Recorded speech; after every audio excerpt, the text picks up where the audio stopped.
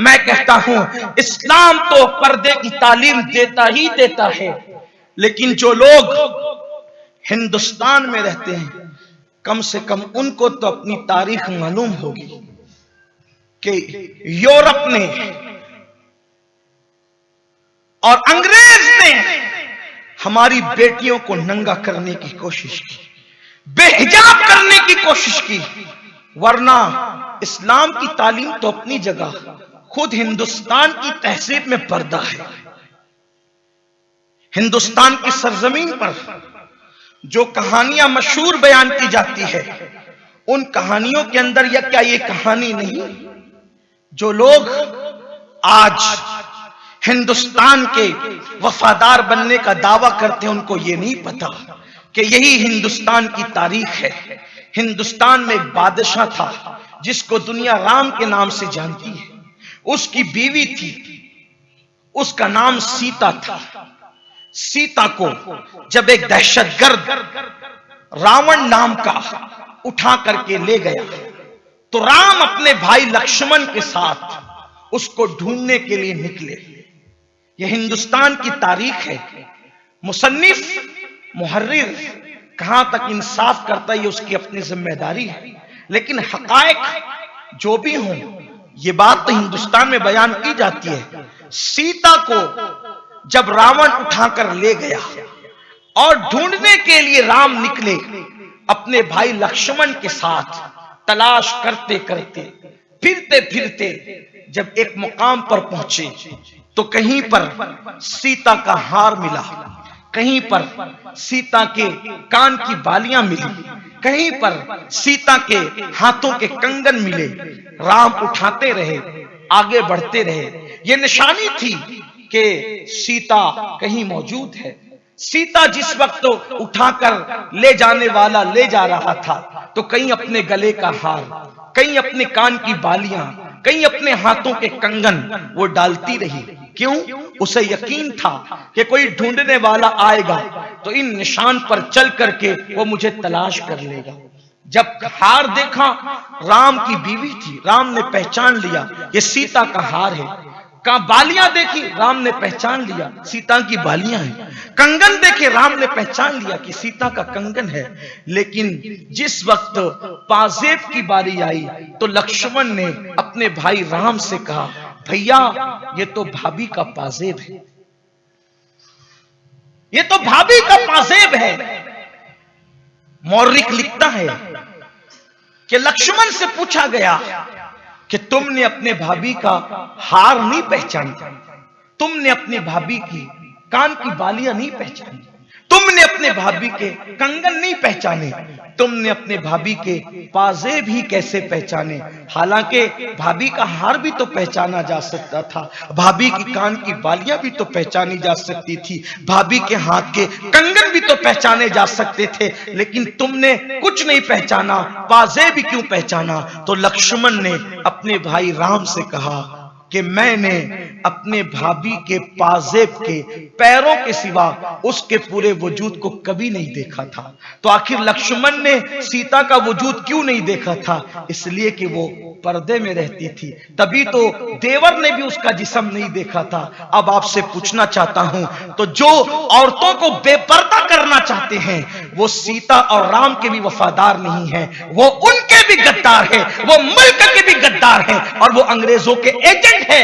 इसलिए कि इस्लाम तो पर्दे की बात करता ही करता है, इसलिए कि इस्लाम गैरत का और गैरत वालों का मजहब है, लेकिन पर्दे की बात तो हिंदुस्तान की पुरानी तहजीब भी करती है। अगर आज से आप 10-20 साल पीछे जाकर के देखें तो अल्लाह अकबर, जो लोग मुसलमान औरतें नहीं हैं उन लोगों का भी ये हाल था कि वो हमारी गलियों में अगर झाड़ू देने के लिए आती थी तो वो भी घूंघट डाल करके, चेहरा छुपा करके आती थी। आप लोगों ने अपनी माथे की आंखों से ये मंजर देखा होगा। तो हमारे मुल्क की गंगा जमनी तहजीब में भी तो पर्दा है।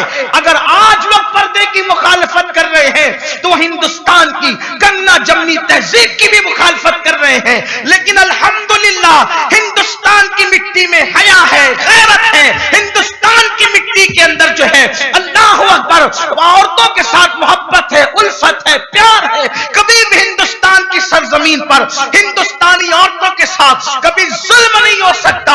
अल्लाह अकबर। अगर आज लोग हिंदुस्तान की किसी बच्ची को बेनकाब करना चाहते हैं तो वो सिर्फ इस्लाम का मजाक नहीं उड़ा रहे हैं, हिंदुस्तान की पुरानी तहजीब का मजाक उड़ा रहे हैं। लेकिन मैं उस बच्ची को सलाम करता हूं कि दर्जनों गुंडे एक तरफ चीख रहे हैं और वो बच्ची पर्दे की पाबंदी के साथ सैयदा ज़ैनब का किरदार लोगों के सामने पेश करके बता रही है कि अब भी करबला का वो पैगाम न मुसलमान मर्दों ने भुलाया है, न मुसलमान बेटियों ने भुलाया। और उस बच्ची ने भागने वाली और मुर्तद होने वाली उन बच्चियों को पैगाम दिया कि मुर्तद होने में इज्जत नहीं, गैरों का हाथ पकड़ के भागने में इज्जत नहीं। जब भी जमीन का सौदा हो तो इस्लाम पे डट जाने में इज्जत है। एक तरफ मुर्तद होकर भागने वाली वो बेटियां हैं जिनको कोई नहीं पूछता, और एक तरफ इस्लाम की वो बेटी है जो नारे तकबीर बुलंद करती है। तो सोचो अल्लाह के नाम में कितनी ताकत है कि उसने 3 मरतबा अल्लाह अकबर कहा और एक गुमनाम घराने की बच्ची चंद सेकंड में पूरी दुनिया के अंदर मशहूर हो गई। अल्लाह बता रहा है कि मेरे नाम की ताकत देखो, फज़कुरूनी अज़कुरकुम का जलवा देखो कि उसने अल्लाह अकबर 3 मरतबा क्या कहा।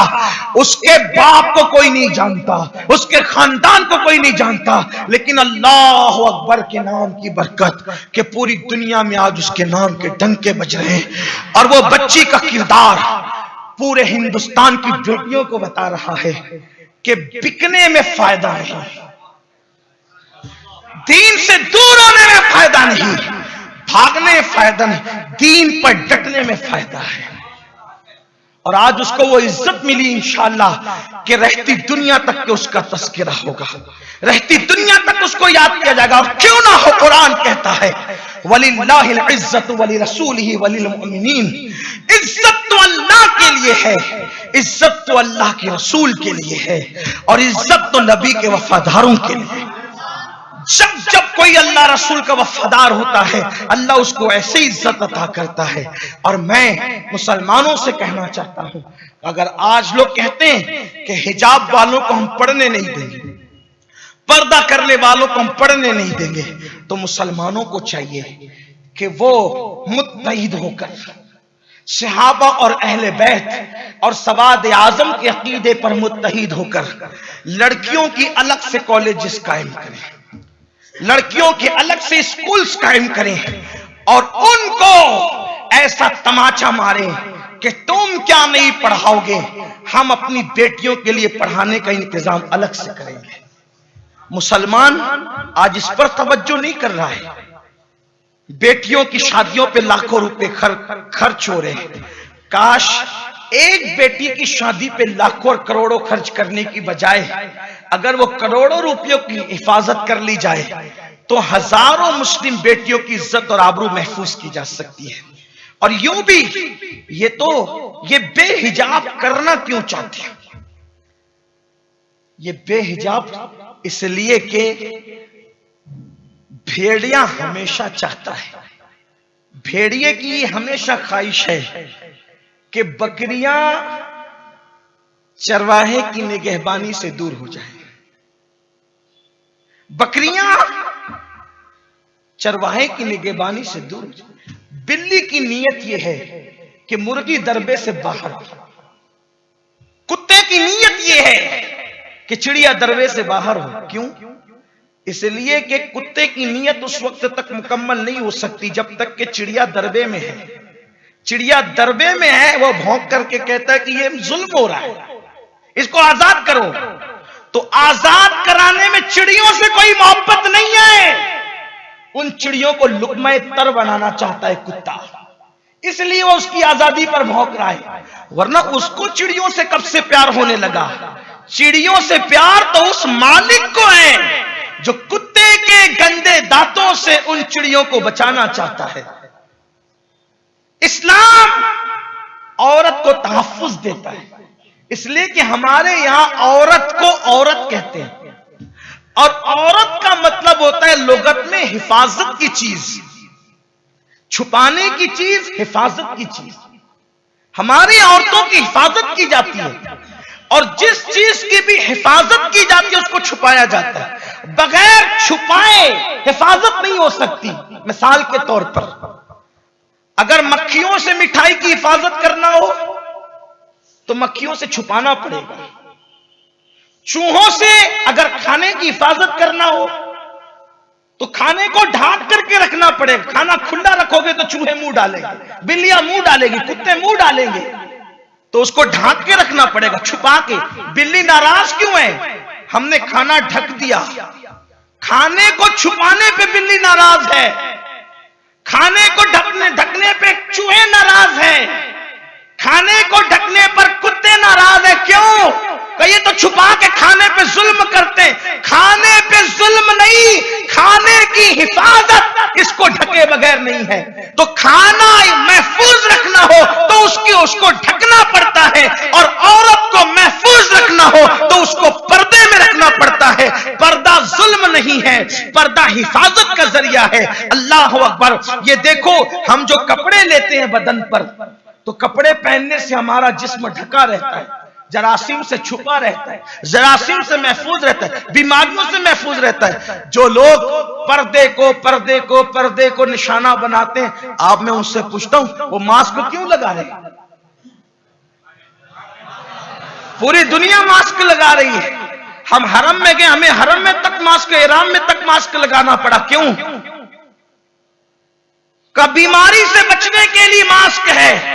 मैंने कहा बीमारी से बचने के लिए अगर मुंह छुपाया जा सकता है तो आबरू की हिफाजत के लिए मुंह क्यों नहीं छुपाया जा सकता? और जो आबरू बचाने के लिए मुंह नहीं छुपाते, तवज्जो करना, जो आबरू बचाने के लिए मुंह नहीं छुपाते, फिर उनको मुंह छुपा छुपा करके फिरना पड़ता है। इसलिए मुसलमानों की जिम्मेदारी, वक्त बहुत ज्यादा हुआ, मुसलमानों की जिम्मेदारी है वो पर्दे को आम करें। रोड पे हम कोई धींगा मस्ती नहीं चाहते, हमारा मजहब अमन का मजहब है। हम कोई हंगामा आराई नहीं चाहते, हमारे मजहब ने हंगामा आराई की इजाजत नहीं दी। लेकिन मुसलमानों को चाहिए कि वो इतना खूबसूरत एहतजाज दर्ज कराएं। एक बेटी के साथ बदतमीजी हुई। पहली बात तो यह है कि जो लोग हिंदुस्तान की बेटियों से हमदर्दियां जताते थे, अब वो कहां सो रहे हैं? क्या ये हिंदुस्तान की बेटी नहीं? क्या मुस्कान का ताल्लुक हिंदुस्तान से नहीं? अगर इतने गुंडे उसकी बेइज्जती कर रहे हैं, अब आप कहां सो रहे हैं? अगर आपके दिलों में वाकई हिंदुस्तान की बेटियों से मोहब्बत है तो इनको कैफरे किरदार तक तो अब तक पहुंच जाना चाहिए था। लेकिन अगर ये नहीं पहुंचने कैफरे किरदार तक, तो तुम ढोंग रचाते हो, ढोंगी हो तुम, मक्कार हो तुम। तुम्हें कोई किसी से मोहब्बत नहीं है, तुम औरतों की इज्जत से खिलवाड़ करना जानते हो। तुम सिखाते थे हमें कैसी मोहब्बत करना चाहिए बेटियों से। बेटियों से मोहब्बत तो हम पहले से जानते हैं। जब लोग अपनी बेटियों को जिंदा दफन कर रहे थे, उस वक्त मेरे नबी फरमा रहे थे, फातिमा तो बदअतु मिन्नी, फातिमा मेरे जिगर का टुकड़ा है। जब बेटियों को लोग शैतानत समझते थे, उस वक्त मेरे रसूल अपनी बेटी के इस्तिकबाल के लिए उठ करके खड़े हो जाते, फिदा के उम्मी वाबी या फातिमा फरमाया करते थे, फातिमा तुझ पर मेरे माँ बाप कुर्बान हो जाए, ये फरमाया करते थे। सबके रिश्ते मुनक़ते हो जाएंगे, लेकिन बेटी के जरिए से जिनसे रिश्ता है, फरमाया कि वो रिश्ता मेरा मुनक़ते नहीं होगा, इल्ला नसबी व सबबी फरमाया।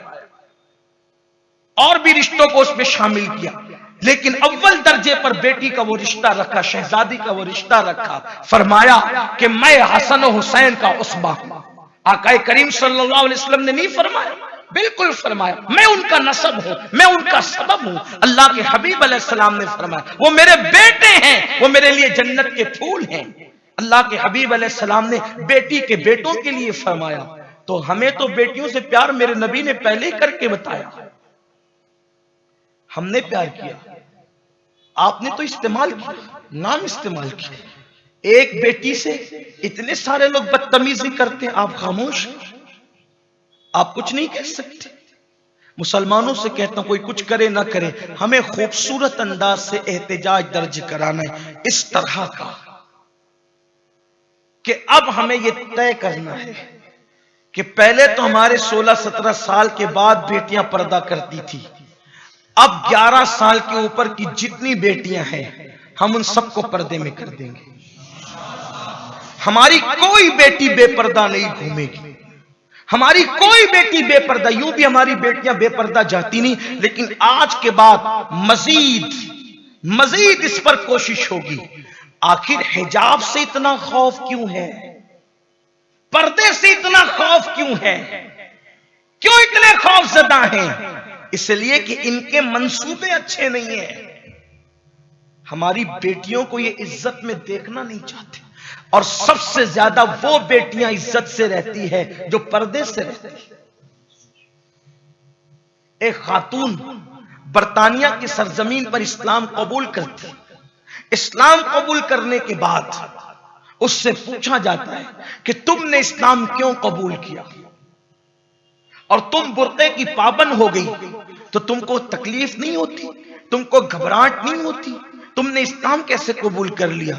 उसने कहा मेरी सहेली मुसलमान थी, जब वो बुर्का पहनकर चलती और हम बगैर बुर्के के चलती तो वो महफूज रहती, उसको कोई देख नहीं पाता, और हमें हर बंदा ऐसे देखता जैसे कस्साब की दुकान पर गोश्त का लोथड़ा लटका हुआ होता है तो उसको हर भूखा ललचाई हुई नजर से जैसे देखता है, वैसे लोग हमें तकते थे। और उसको महफूज हमने जब देखा तो हमने सोचा अगर बेटी को या औरत को कोई मजहब तहफ्फुज फराहम कर सकता है तो वो मजहब इस्लाम है।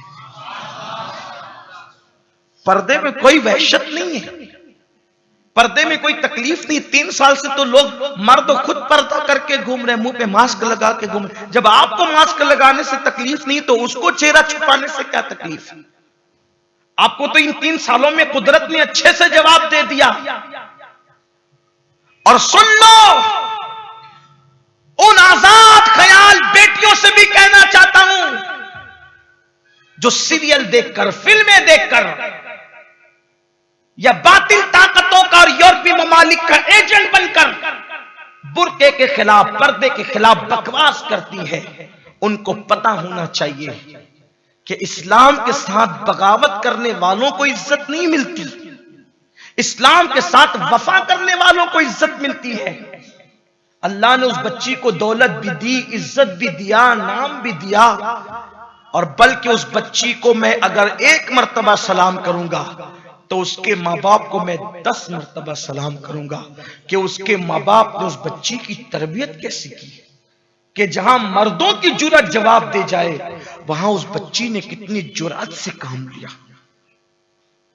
सैकड़ों का मजमा देखकर तो मर्द भी डर जाते हैं, लेकिन वो कनीज़े फातिमा के जिगर की दाद दीजिए, वो सैयदा ज़ैनब की कनीज की हिम्मत की दाद दीजिए कि उसने इतने बड़े मजमे में भी मेरे अल्लाह के नाम को बुलंद किया, खुदा के नाम को बुलंद किया, उसकी तकबीर को बुलंद किया। अल्लाह ने उसको कैसे इज्जत दी। हमें अपने बच्चों की तरबियत इसी तरह करनी चाहिए कि खौफ मत करो, अल्लाह के सिवा किसी से मत डरो, हमारे मजहब पर कायम रहो, अपना मजहब हक है, सच्चा है, इसी मजहब में सदाकत है, इसी मजहब में हक्कानियत है, इसी मजहब में सच्चाई है, फिरका वारियत में कुछ नहीं रखा है। इस्लाम मजहब फितरत है और यही सच्ची तालीम देने वाला मजहब है। इस मजहब पर कायम रहोगे, अल्लाह तुम्हें जलील होने से बचाएगा, रुस्वा होने से बचाएगा। और नुकसान की परवाह मत करो, जो अल्लाह के इस मजहब का दामन थाम लेता है अल्लाह उसको हर नुकसान से महफूज फरमा लेता है, उसे हर नुकसान से बचा लेता है।